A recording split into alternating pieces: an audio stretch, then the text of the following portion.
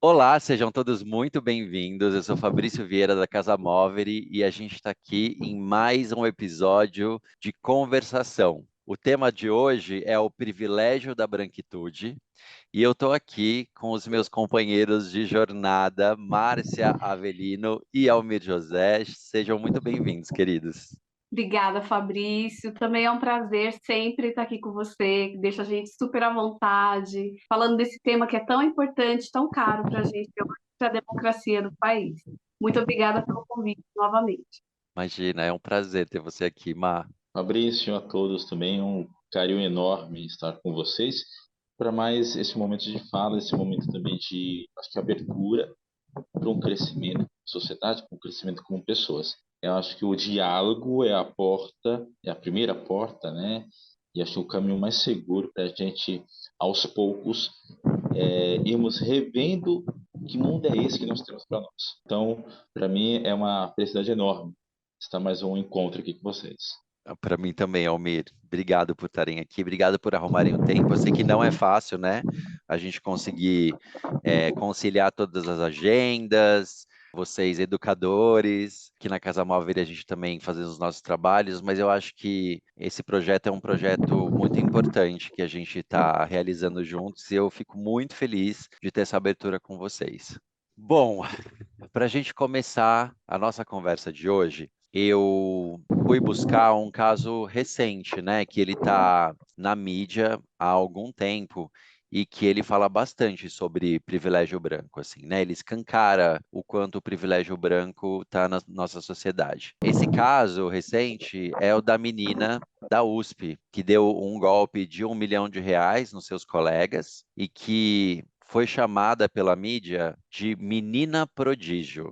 Há poucos dias atrás saiu uma outra notícia a respeito dela, de que a USP permitiu que ela retornasse para a instituição, o que é, no mínimo, eu diria estranho, mas ao mesmo tempo não é uma surpresa para a gente, né? Considerando como a sociedade é. Por outro lado, a gente tem um homem preto chamado Tiago Torres, que ele é conhecido como o Chavoso da USP.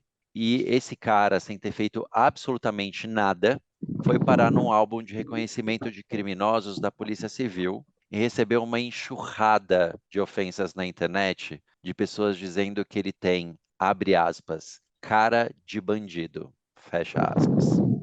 Eu queria ouvir de vocês um pouco como é que vocês percebem esse caso que é tão emblemático, e especialmente se a gente coloca os dois frente a frente, né, em comparação um com o outro.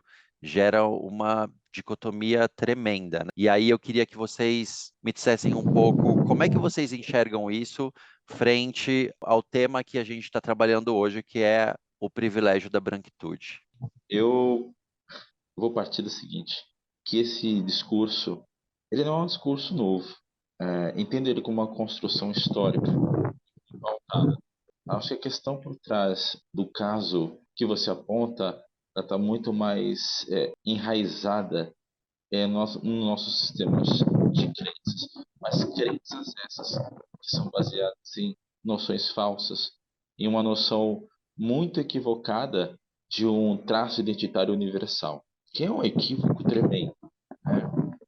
Esse equívoco, claro, ele serviu durante muito tempo um processo escravagista que nós vivenciamos como sociedade e até hoje vivenciamos porque vira e mexe nós temos aí casos e casos de pessoas em estado análogo à escravidão e em sua maioria são pessoas pobres, com nível educacional baixo e pretas. Então isso não é uma coincidência, também não é uma escolha.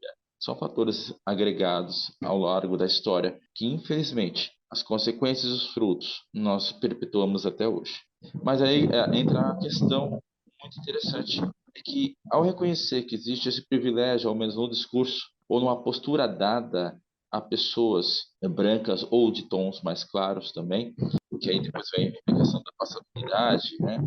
O reconhecimento dessas desigualdades, não diferenças, mas desigualdades, nos dará um alerta, que é por que continuamos. Dadas as noções do espaço público como que você deu, uma faculdade conceituada, numa discussão já aberta no século XXI, sociedade da informação, o que nos leva ainda a adjetivar as pessoas e manter essa questão desse traço identitário universal marcado por privilégios construídos a partir de opressão de outras pessoas. Fabrício, o que às vezes por medo, parece, até num discurso muito tolo, vem à minha mente que deve ser um traço patológico da nossa sociedade, ainda perpetuar esse tipo de tratamento ao outro. Algum dano muito sério na psique coletiva ficou, e nós precisamos de ajuda e tratamento. Porque nós sabemos que biologicamente é um equívoco, não existe uma diferença, um traço diferencial substancial. Sabemos que socialmente não cola mais. Nós estamos em um estado de informação e acesso ao outro muito maior, muito claro, e temos posturas que não se justificam, são um hiato na humanidade. É um hiato. E aí é que é a loucura. Se sabemos de tudo isso, deve-se lembrar então que não é um debate individual, é um debate coletivo, estrutural. Porque mantemos. A quem privilegia? Temos que perguntar, e temos que perguntar qual é essa estrutura da sociedade e a quem ela serve. Não ao nome em si, né, de indivíduo, mas a que ela serve, a quem, que grupos ela ajuda. É contigo, Márcio. Muito legal pensar sobre isso. Má, você tem algum complemento, alguma coisa que você gostaria de trazer? Então, na verdade, eu tenho vários, assim, às vezes são tantos que a gente não sabe nem por onde começar, né? E o Almir, assim, ele é sempre muito certeiro, né, naquilo que ele fala, assim, e sobretudo desse lugar de onde ele fala, né, que é de homem preto. Mas eu talvez começaria dizendo que a gente precisa retomar o lugar dessa universalização que o Almir traz dentro dessa ideologia que ele também traz, né, que até parece que a gente pode chamar de patológica dentro da nossa sociedade. E aí, eu acho que quando a primeira vez que você falou desse tema para a gente, a primeira coisa que veio na minha cabeça foi a questão da meritocracia, porque parece que a meritocracia, pelo menos para mim, é vista como uma ferramenta de garantir essa retórica, né, da branquitude. E vale dizer, né, meritocracia, né, Má? Exatamente, exatamente. E daí, eu acho que eu começaria falando da questão do mito da democracia racial. Por que começaria daí? Porque a gente, aliás, faz parte, né, do privilégio da branquitude se perguntar por que que não há democracia racial, se os pretos, os pardos podem falar o que querem, eles frequentam qualquer lugar, né? Ninguém sai atirando neles, enfim, atirando neles, digo assim, civis, eles frequentam a faculdade, frequentam as igrejas, ninguém impede, então estão de par e igual com todo mundo. Faz parte da branquitude não reconhecer que não existe essa democracia racial. Então, eu entendo que tudo começa daí, né? A gente tem que ter claro que existe um grupo de pessoas que é desmerecido em relação a outro. E aí a gente fala isso não só na questão do racismo, mas também na diferença de classe, na diferença de gênero, em várias diferenças. Aí a gente sempre vai ter um grupo que está em privilégio e o outro está mais estigmatizado, né? E daí, para falar dessa questão do privilégio branco, eu acho que a gente parte daí, eu partiria daí, para dizer que a meritocracia aparece muito como um recurso de dizer, olha, eu estou aqui porque eu mereci estar aqui. Olha, eu ralei muito para entrar numa faculdade de medicina, eu fiquei sem dormir, eu fiz tal coisa, eu fiz X coisa, meus pais quando vieram não sei da onde, eles fizeram X coisa, e o que eu tenho hoje é decorrência do meu esforço, é mérito meu. Então, eu acho que a principal ferramenta de manutenção do privilégio branco é a meritocracia. E a meritocracia, ela é essa ferramenta porque a gente está vivendo um mito da democracia racial. Quando a gente tem um jovem pobre da periferia, e aí a gente fica até repetitivo dizer, né? que a gente não está aqui discutindo diferença de classe, a gente está discutindo diferença racial, diferença no sentido que o Almir trouxe, né? Essa distinção, mas a gente sabe que mesmo as pessoas na mesma condição social e que sejam brancas, elas têm privilégios, sim, com relação às pessoas pretos e pardos. Como isso acontece? Numa entrevista de emprego, né? As pessoas mais brancas, mais claras, ou o preto de pele muito clara, ele vai ter pelo menos uma chance maior de galgar um cargo, galgar um lugar ao sol, digamos assim, seja para a sua entrada no mercado de trabalho ou num outro espaço. Por quê? Porque há um reconhecimento das partes. Esse reconhecimento do branco que já está lá, que vai acolher o seu igual, entre muitas aspas, também faz parte, né, desse movimento de retroalimentação que a meritocracia faz girar. Então, dado desde o nosso primeiro encontro, os casos que a gente trouxe, os números, né, falando que a maior parte da população negra é a população pobre, né, coincide. Não se trata da gente falar que eu vou acabar com o problema das diferenças econômicas, eu acabo com o racismo. Não acaba. São coisas diferentes. Então, acho que a gente começar a separar essas coisas ajuda a gente a entender melhor e se reconhecer até, né, como pessoas privilegiadas. Então, quando uma pessoa como essa menina, que provavelmente é de uma classe mais abastada, né, de uma classe alta, ela pega o dinheiro dos colegas, quase um milhão, né, Fabrício? R$ 1 milhão. R$ 1 milhão. E ela faz outra coisa com esse dinheiro. Por mais que ela justifique, ela roubou o dinheiro, não era dela. E aí, a pergunta que a gente faz é se ela fosse preta, se ela não fosse branca, como seria? Então, essa pergunta, sempre, e trocar a cor da pele, ela ajuda a gente a entender que lugar de privilégio a gente ocupa, ou não, né? Ou o lugar de estigma que a gente ocupa. Aí ela poderia dizer, tá, mas ela poderia ser o exemplo da menina que acha que está ali por mérito. Por mais que ela seja, não sei de que classe ela é, eu não acompanhei tão profundamente o caso, mas por mais que ela não seja uma menina rica, né, como a gente está supondo, talvez se ela fosse uma menina rica, ela não precisasse pegar esse dinheiro para fazer uma outra coisa, né? Por isso estou abrindo essa possibilidade de pensar, uma outra hipótese. Ainda que ela fosse uma menina não rica, ela é branca. A possibilidade dela ter, ou ela ou a família dela, ter condições de mantê-la num período tempo integral dentro de uma faculdade de medicina é um privilégio branco. Isso tem que ser bem acentuado. Agora, se ela fosse uma menina preta que tivesse feito a mesma coisa, ela provavelmente estaria respondendo um processo. A USP provavelmente pode ser que não tivesse acolhido ela novamente, ela poderia ser expulsa do curso. Há muitos motivos para alguém ser expulso do curso. Eu não sei se vocês acompanham essa discussão, mas, por exemplo, uma pessoa parda, né, uma pessoa preta de pele muito clara, que entra num curso de medicina ou no curso de engenharia, nesses cursos mais disputados, direito, né, nessas grandes universidades, por cotas, muitas vezes são apontados pelos próprios colegas e denunciados para as bancas de heteroidentificação. Já teve vários casos dessas pessoas perderem a bolsa, porque a banca de heteroidentificação, ela não é um uníssono. A banca com a qual ele entrou, ou pela autodeclaração, pode ser diferente da banca que vai julgar o caso dele agora.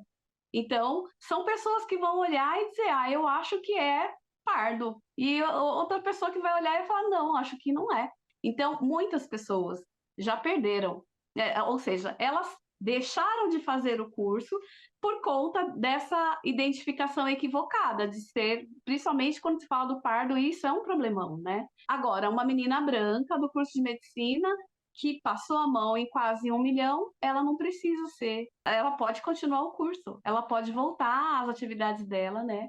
Ontem mesmo, por acaso, eu ouvi no jornal, estava falando isso, né? Que ela foi liberada para voltar às atividades acadêmicas dela. Por outro lado, o chavoso, né? que eu conheci faz pouquíssimo tempo, inclusive nesse meio tempo que você comentou já do caso dele, que é um menino assim, tem ouvido muita gente assim, intelectual, de orgânico ou não, mas principalmente as pessoas progressistas falando muito bem dele, que ele é um menino que veio da periferia, que eles têm um conhecimento assim muito profundo de questões sociais, de questões sociológicas, filosóficas, que conseguem mobilizar, né, bem essa discussão pelo fato de ser tatuado, que a gente volta àquela coisa, né? É como se tivessem agravantes. Eu não consigo achar outra palavra para dizer o que eu quero dizer aqui, né? É como assim, não bastasse você ser preto, ainda tem tatuagem. Como assim, né?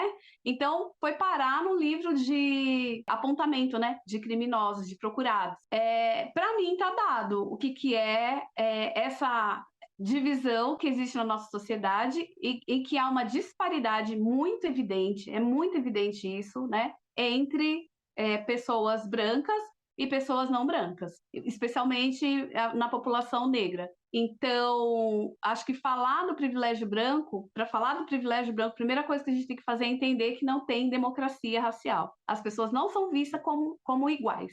Algumas saem na frente. E algumas, mesmo fazendo coisas que não deveriam, né? Coisas que ferem a legislação, que ferem algum princípio básico da convivência social, elas passam. E outras que não fizeram nada, não passam. Então, acho que esse é um ponto, né? Acho que eu até me prolonguei aqui demais, mas eu acho que é um ponto importante.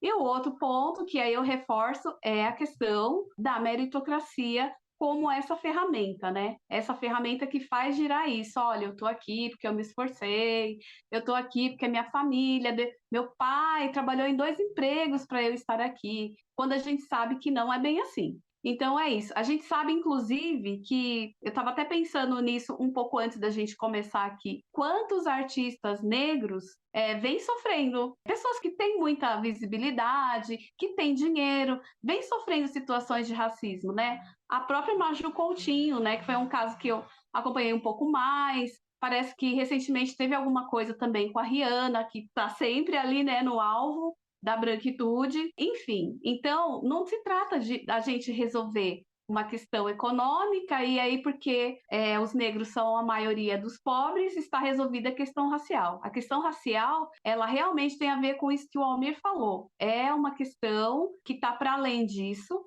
ela decorre dessa divisão de classes. Essa divisão de classes se serve da questão racial, mas ela já ganhou um corpo, ela tem vida própria, né? Ela é como uma ideologia mesmo. E daí eu tinha uma professora no ensino médio que ela falava que a ideologia são como óculos, como lentes que a gente enxerga o mundo. Se eu tenho uma ideologia vermelha e eu olho para uma parede branca, eu vou ver essa parede rosa. Se eu tenho uma ideologia azul e eu olho para a mesma parede branca vai ser azul. Então, a gente vê o mundo a partir do lugar que a gente está e da ideologia que a gente foi constituído, né? No caso do racismo, né? Como entendendo o racismo como uma estrutura não escolhida, mas que está posta na sociedade, não se trata nem de escolher a lente, né? Essa lente está aí, a gente só tem que identificar e tirar.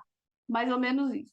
Eu vou pegar um gancho aqui de uma frase que você trouxe no começo do seu discurso, Má, e que fala sobre a questão de os lugares que nós frequentamos, as pessoas brancas e as pessoas pretas. E em algum momento eu fiquei na dúvida, porque você trouxe assim, porque nós frequentamos os mesmos lugares. Será que a gente frequenta os mesmos lugares mesmo? Né, assim, é uma pergunta que ficou para mim, assim, porque me parece evidente que não, né? E eu A acho gente importante a gente também evidenciar, deixar isso muito claro, que ainda que seja um lugar que ele é velado muitas vezes, mas existe um apartheid, se é que a gente existe. pode resgatar, né, esse termo, que é um termo que ele foi muito usado lá nos anos 80, né? Então, assim, como é que a gente enxerga, né, esse lugar do privilégio da branquitude quando a gente pensa nos lugares que são frequentados, nessa separação que existe entre lugares em que os brancos podem frequentar, lugares que os pretos podem frequentar. Eu queria que a gente tentasse enveredar um pouco para esse lugar. Se vocês conseguirem me acompanhar, eu ia ficar feliz. Fabrício, acho que a gente pode iniciar assim, eles estão no mesmo lugar, porém em posições diferentes. Nós ainda temos uma característica muito grande, que é da servidão, seja ela por questões de classe ou questões étnico-raciais. Eu percebo isso muito frequentemente, porque às vezes quando eu vou a algum lugar, eu percebo quem são os corpos que estão sendo servidos e quais são os corpos que servem. Então, nós vemos normalmente nos corpos que servem mulheres, muitas vezes. É só você observar no campo do trabalho, dos serviços, principalmente a que serve normalmente o corpo feminino. Até que é ilustrado nos filmes. Isso eu acho que parece que acaba alimentando uma ideia do cinematográfico, uma ideia lúdica, uma ideia da a própria sociedade que faz a sua ficção. Então, a mulher que serve. E o homem está atrás do balcão. Aquele que tem um contato mais rústico, se for uma padaria, tá no balcão, perto da chapa ou perto da questão de bebida. E a gente começa a verificar que existe, como a Márcia apontou, uma retroalimentação. Né? Então, a gente se situa nesse lugar. Porém, aí que está a questão que eu trago. Talvez a Márcia possa nos trazer uma luz até você nessas questões. Assim, se a gente percebe já que existe essa diferença, né, essa desigualdade, melhor dizendo, perceber é algo transformador, é algo que transforma a gente. É que permite a gente também situar nosso privilégio, onde a gente está. Porém, ele traz uma questão também, coadunado a essa percepção, que é a nossa responsabilidade diante da injustiça, contra os grupos sociais vulneráveis, contra as pessoas, contra aquele que está sofrendo. Como a gente vai tornar isso mais tangível? Quais são as nossas ações? Até onde podemos ir? Eu estou sendo bélico quando propor que a transformação seja factual, repensada. E aí a questão vou começar pelo vocabulário, eu vou começar pelo tratamento da forma discursiva. Escolher um adjetivo para alguém trata-se de um ato deliberado. Eu reforço alguma coisa. As palavras que eu utilizo, a maneira como eu olho, ela pode promover um desdém, ela pode promover também uma questão muito boa, que é ajudar o outro. E aí, para encurtar minha fala, da onde a gente está saindo, já que a gente tem uma banca, uma enormidade de informações, e o que nos mantém nesse discurso ainda de desigualdade. As pessoas que tratam e tentam refutar a ideia de que não existe uma discriminação é a mesma coisa que de falar que não existe violência doméstica. É risível, até mesmo assim, ou essas pessoas estão num lugar homogêneo, que aí eu vou refutar a ideia de um sujeito universal, que também a branquitude é um traço identitário, não é o padrão, é um traço, um dos traços identitários dentro da sociedade. Como que você se identifica? Me identifico como branco, beleza? Se fala em cultura afro, mas não se fala em cultura branca, se ela fosse o padrão universal. Advém da onde? Tem traços europeus, tem traços, mas não se discute, porque se tem como uma normativa, um padrão. E aí você trata todas as outras culturas na forma discursiva como se fosse o exótico, a exceção. E nós somos hoje 56% da população. Então, que padrão é esse? Qual é a régua que está medindo? Bom, são essas perguntas que eu acho que trago aqui para vocês, que a minha grande preocupação se vai nessa circunstância muito mais voltada para uma questão ética universal, como sociedade, que é o rumo que nós estamos tomando. É preocupante demais. Né? O Chavoso, por exemplo, quando eu li, eu vou chamar de Chavoso, o caso do Chavoso, aspas, né? Porque é um caso que não é engraçado, é muito preocupante, porque eu já me vi também nesse lugar. Quando alguém fala para mim, não, quando eu estava de barba, nossa, você tinha uma cara de mal. Aí eu pergunto, eu sei que a intencionalidade não era traçar a questão racial, mas traz o discurso. Qual é a figura, ao passar dos anos, seja no cinema, seja nas histórias contadas, do mal? É o escuro, é aquele que veste preto, é aquele que não sabe falar, tem uma reclamação, blackface, etc, etc, etc. Então a gente começa a observar nos detalhes. E nos detalhes do dia a dia também, né, Almir? Assim, quando você fez umas perguntas interessantes e me vieram as perguntas assim, né? Se eu estou num shopping, que corpos são perseguidos no shopping? Porque uma pessoa branca não fica o segurança atrás dela o tempo inteiro, entendendo para onde ela vai, o que ela vai fazer, né? E a gente já escutou dezenas, se não centenas, de histórias de pessoas negras que muitas vezes são perseguidas no shopping, né? Muitas vezes são revistadas sem a menor justificativa nas blitz policiais. Quem são, né? As pessoas que são paradas nessas blitz, especialmente quando a gente fala de moto, né? Por que que crianças negras precisam andar com a nota fiscal da bicicleta? Acho que quando eu soube disso, e isso revela muito o meu privilégio branco, eu fiquei tão chocado porque eu passei uma infância andando de bicicleta e eu nunca imaginei, assim, na minha existência, que uma criança precisaria andar com a nota fiscal da bicicleta no bolso porque ela é preta. Aquilo para mim, quando eu escutei aquilo pela primeira vez, foi um baque, foi um acorda, foi quando eu pensei pela primeira vez sobre essa questão do privilégio da branquitude, sabe? Um segundo Uhum. momento em que eu fui colocado nesse lugar de uma forma muito real, assim, foi quando um dia eu estava saindo da minha casa e eu estava indo, eu morava ali na Caiová e eu estava indo para o meu terapeuta a pé. Gente, eu estava indo com a roupa mais chulé que eu tinha, assim, porque eu tinha acabado de acordar, eu estava com preguiça de me arrumar, eu botei uma roupa qualquer e fui, estava passando por uma fase péssima e tinha um carro policial parado na calçada, assim, e um quarteirão de distância da minha casa na direção do meu terapeuta. E eu lembro que eu passei por esse carro tranquilo lá, olhando para o meu celular, pensando sobre a vida, o que eu ia conversar com o meu terapeuta, e um pouco mais à minha frente, eu vi vindo na direção contrária um homem negro. Ele estava super bem arrumado, ele claramente estava indo para o trabalho ou para alguma reunião importante. Ele estava muito bem arrumado.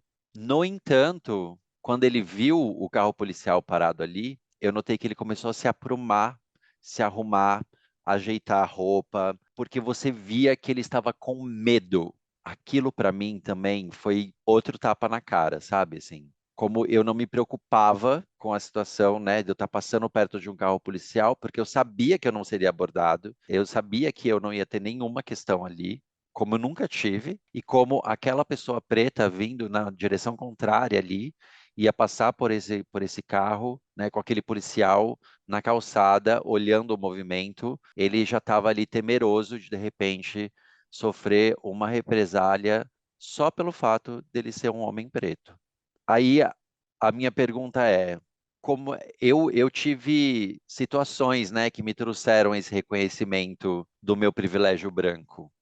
Como é que as outras pessoas podem chegar nesse lugar, né, de reconhecer o seu privilégio branco ou não, né? Como é que essas pessoas conseguem, eu vou usar o termo que você usou, da sua professora, das lentes. Como é que eu consigo trocar as lentes dos meus óculos? Difícil essa pergunta, né? Pergunta de US$ 1 milhão, né? É bem difícil. Mas eu tenho estudado bastante essa questão, né? Agora eu estou começando uma pesquisa acadêmica e, por acaso, essa semana eu tive a primeira aula numa sala em que a professora está falando sobre esse tema, né? Sobre racismo no Brasil e educação. E, assim, foi bem interessante ver quando as pessoas começaram a se apresentar, né? Que uma sala com talvez com 15 alunos, as pessoas começaram a se apresentar e veja que a gente ali está num lugar de privilégio. Não é um lugar para qualquer um, né? As pessoas ali tinha pelo menos 70% das pessoas negras, mas todas elas com uma história. Não é só assim, eu estou aqui numa universidade pública fazendo um curso de doutorado. eu estou aqui numa universidade pública fazendo curso de doutorado e para isso aí tem, né, toda aquela história por trás e aí todo mundo ali tem uma história. Mas eu achei assim muito interessante as pessoas falando de si assim num espaço em que se sentem seguras para falar com outras pessoas que estão ali no mesmo na mesma toada de entendimento da questão, né? E as pessoas dizendo assim, uma mulher preta retinta, dizendo, eu descobri que eu sou uma mulher preta recentemente. E isso, assim, não é a primeira vez que eu ouço pessoas falarem isso, né? Ela contou uma história, e, né, dizendo que é uma pessoa que teve numa família abastada, né, que deu condições para ela estudar num colégio X, né, e frequentar lugares Y, e que ela, muito possivelmente, teve experiências não, ela passou por situações de racismo que ela não reconheceu como racismo. Então, de um tempo para cá, que ela passa a se ver como uma pessoa preta. E as narrativas dessas pessoas contando o tamanho da violência que é essa descoberta, é uma coisa que choca bastante, choca mais do que a gente falar desses casos, né? Porque a gente fala, olha, esse daqui não pode, esse daqui pode, só pelo tom de pele que ele tem, né? Esse tem medo da polícia, que esse daqui não tem. Mas quando você ouve essa narrativa que é pessoal, é uma coisa dolorida, sabe? E aí eu fiquei pensando, e depois assistindo, né, um outro programa de entrevistas, o quanto a gente branco precisa ser chocado. A gente precisa ser impactado. A gente precisa levar vários tapas na cara para a gente entender qual é o lugar que a gente ocupa. E a gente não pode esperar que uma pessoa negra que já carrega todo esse fardo seja a pessoa responsável por isso. Aliás, né, ouço muito falar nesses grupos que eu tenho participado, né, de estudos e tudo mais, que essa é uma tarefa nossa. Foi a gente que inventou o racismo, então é a gente que tem que resolver. É claro que cada pessoa do seu lugar de fala, né, como o Almir trouxe, pode contribuir de uma determinada forma. Mas a gente precisa parar de ficar com essa história, tipo, então, né, no Dia da Consciência Negra, vamos chamar uma pessoa preta para falar? Ou não, ela não pode falar, mas então fala para mim o que eu tenho que falar.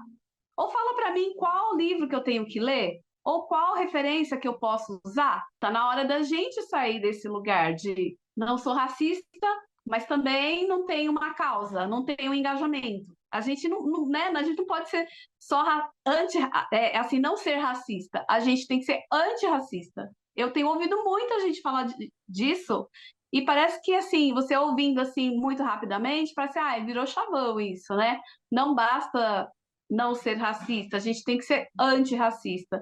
Mas quando a gente ouve falar dos nossos privilégios brancos e a dificuldade que a gente tem para enxergá-los, mesmo quando a gente ouve essas histórias aí, né, de pessoas negras que são colocadas diante da mesma situação, são colocadas num lugar muito difícil, né, com uma violência muito maior, a gente tem que, de alguma forma, ser impactado com isso. A gente queria achar uma palavra para ser mais forte do que impactado ainda é pouco. A gente precisa ser incomodado, a gente precisa sair do nosso lugar de, né? Porque a gente tá vendo muito acontecer isso. Mas olha, eu falei isso, mas eu não queria ser racista, porque eu não sou racista. Eu falei porque saiu, porque eu tenho costume, eu tenho intimidade com ele, eu falo assim. Essa pessoa tem dificuldade de assumir, olha, eu sou racista, eu fui racista. Não tem problema, é só você corrigir, é só você não fazer mais, né? A questão é entender. E quando a gente nega, a gente perde a oportunidade de aprender e de refazer, de ressignificar aquilo que você fez ou que você falou, que não foi bacana. Então, a gente tem visto muito isso. A população branca meio que, tipo, vocês que discutam aí, vocês que são, como se diz popularmente, né? Eu lembro do Almir falando disso na conversação que a gente teve sobre termos racistas, sobre expressões racistas, né? Vocês que são pretos que se entendam. É bem assim que a gente ouve, né? Quando na verdade não é isso, né? A gente tem por obrigação de pôr o dedo nisso, né? Sabendo o seu devido lugar, sabendo que você não é uma pessoa preta e que você nunca vai saber o que é isso, mais que você minimamente se reconhece como uma pessoa branca e uma pessoa privilegiada, né? Independentemente da sua classe social, da sua classe econômica, né? E, independentemente disso, você já é privilegiado, né? Porque tudo que é dificuldade para uma pessoa preta periférica é muito maior do que para você branco periférico, assim como em outras classes sociais também. Acho que vai por aí. Acho que o Almir matou a pau, assim, quando ele fala a partir da democracia racial, parece que nós realmente ocupamos os mesmos espaços, né? Estamos nos mesmos lugares, ninguém é impedido de entrar, não tem uma placa, olha, aqui é para preto, aqui é para branco. Mas nós ocupamos lugares diferentes, né? E nessa ocupação dos lugares é que a gente vê, mais do que a manifestação do racismo, a manifestação do privilégio branco, né? A população branca que está incomodada com isso precisa estudar a branquitude, precisa ver o que é a branquitude, precisa ler sobre isso, precisa procurar informação sobre isso. Se eu entro num banheiro público, né, num banheiro tem homens e mulheres, eu entro no banheiro e eu não me preocupo em qual banheiro eu vou entrar, isso já diz de qual lugar eu estou entrando. Eu sou uma pessoa provavelmente hétero, cis. Se eu sou uma pessoa que ando com meu namorado, com a minha namorada na rua, eu posso fazer manifestações de carinho e eu não me preocupo com isso, muito provavelmente eu sou uma pessoa que está numa relação heteronormativa. Se eu ando na rua e eu não me preocupo com a vestimenta que eu estou religiosa, eu provavelmente estou numa religião que é aceita hegemonicamente. Mas se eu sou uma pessoa que tem que se preocupar em falar para o seu filho, em algum momento, eu fico imaginando, né?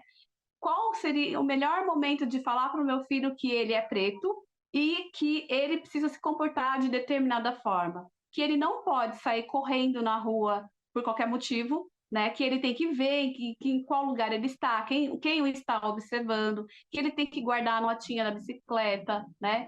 Que ele tem que andar com o documento X, documento Y e mais outras coisas.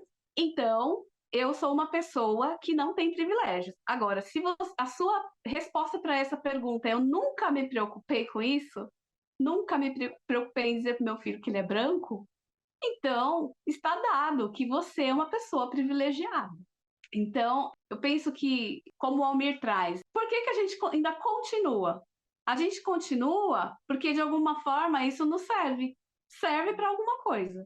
Por que o machismo continua? Porque é confortável. Por que o racismo continua? Porque é interessante para o capitalismo e para outras coisas também, né? Quais são os lugares que as pessoas, a população negra ocupa na cultura, no filme, na novela, na música, né? A gente vê até entre os estilos musicais, você tem aqueles que são estigmatizados. Quando você vai olhar quais são os estigmatizados, são aqueles em que a maior parte das pessoas que estão envolvidas ali na produção, por mais que ela seja de altíssima qualidade, é a população negra e ela não é reconhecida. Não importa a qualidade, pode ser altíssima qualidade. Então, acho que é isso, Fabrício. Hoje eu estou muito falante, eu estou falando bastante, mas eu acho que o caminho é esse, é a gente tirar essas lentes implica na gente reconhecer que lentes são essas. Para isso, a gente tem que saber quem sou eu que estou olhando para o mundo e quais são as lentes que me faz ver o mundo assim. Ó, eu vejo o mundo assim porque eu sou assim desse lugar que eu ocupo. Se eu estivesse num outro lugar, eu seria diferente. E como a população branca pode, de alguma forma, comprar, né, essa luta também. E daí, eu diria que é dando visibilidade. Além da gente pesquisar, da gente ir atrás, ler sobre, principalmente sobre branquitude, né, que acho que é um lugar da população branca, né, é uma questão em que a população branca tem um lugar de fala, ela pode falar sobre branquitude de uma forma muito mais tranquila, não que se reconhecer na branquitude seja uma coisa tranquila, não é.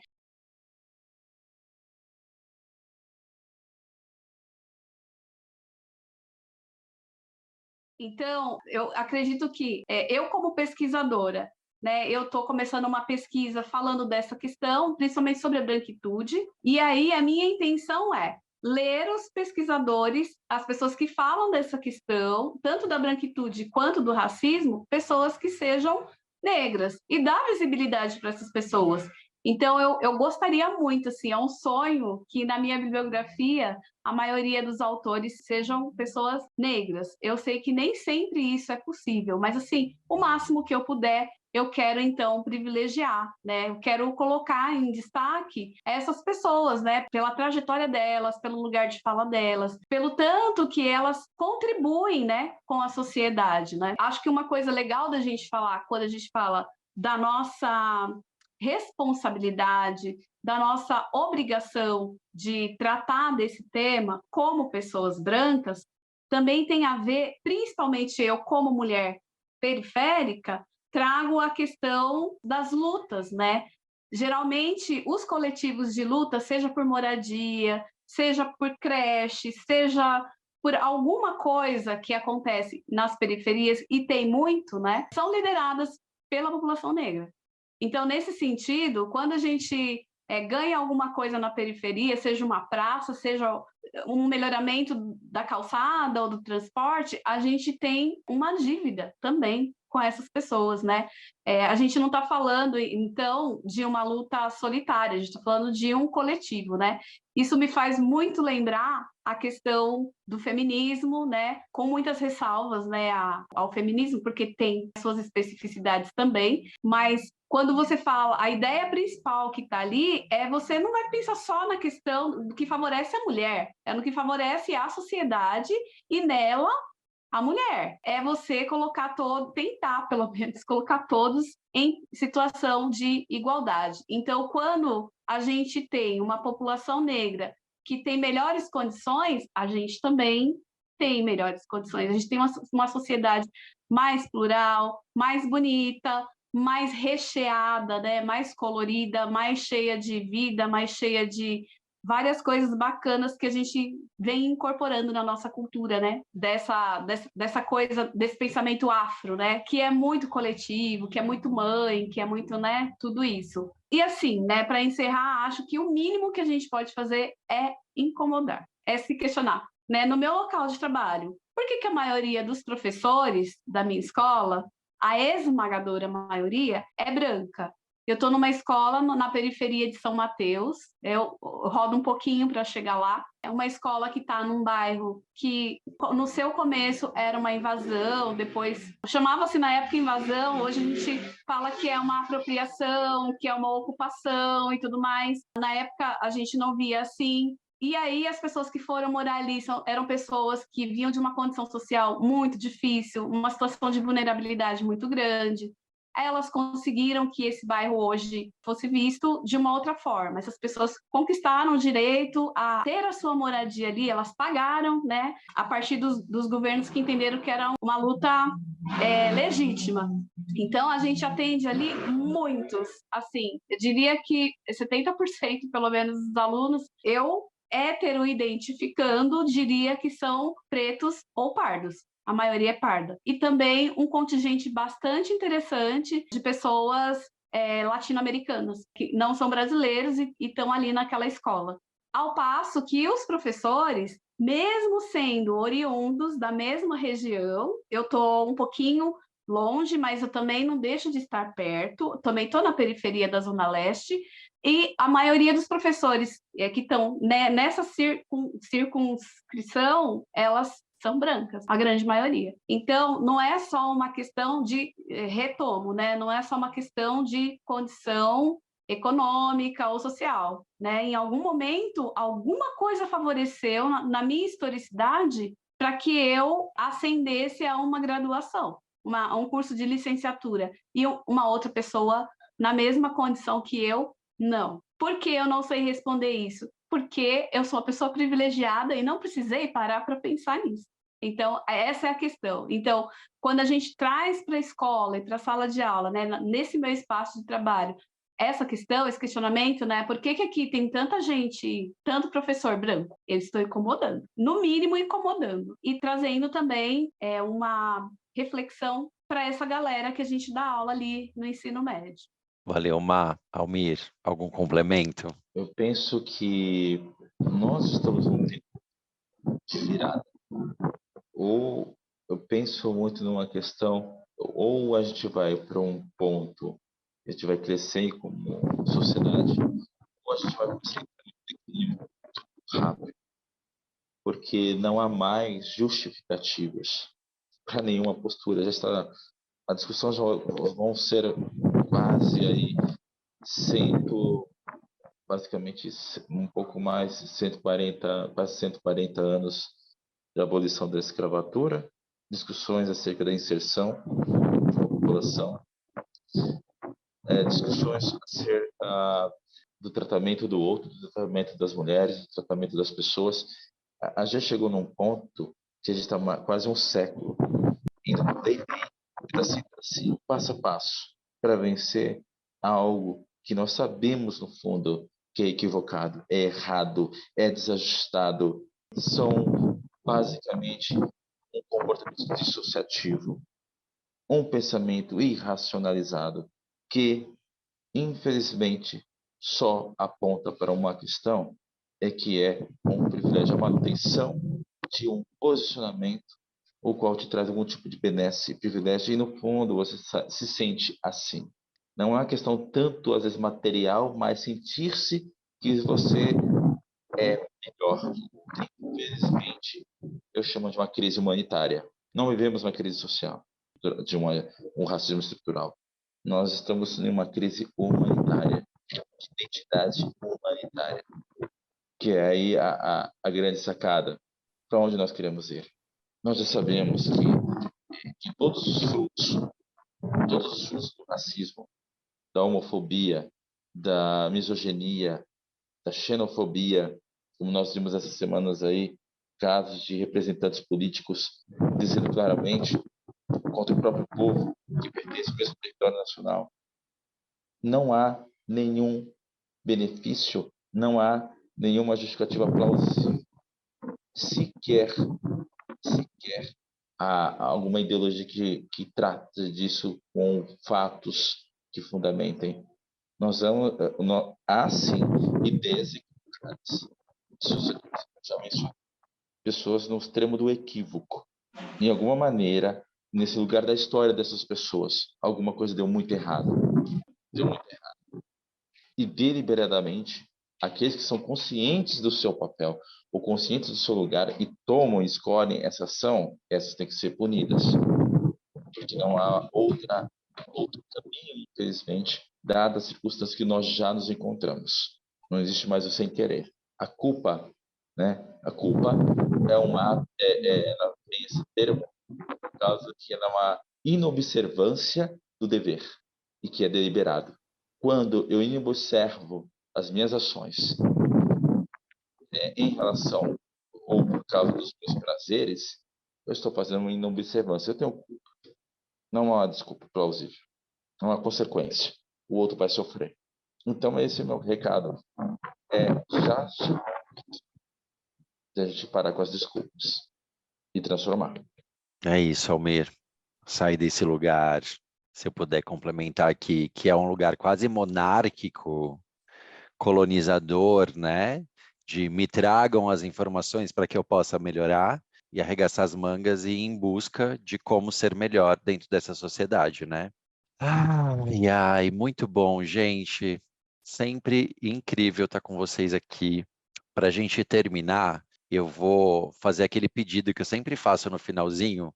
Se vocês têm algum livro que vocês gostariam de referenciar para a turma ler, porque se as pessoas estão aqui acompanhando a gente, né, elas já estão dando esse primeiro passo de se autoeducarem, o que é o nosso objetivo aqui.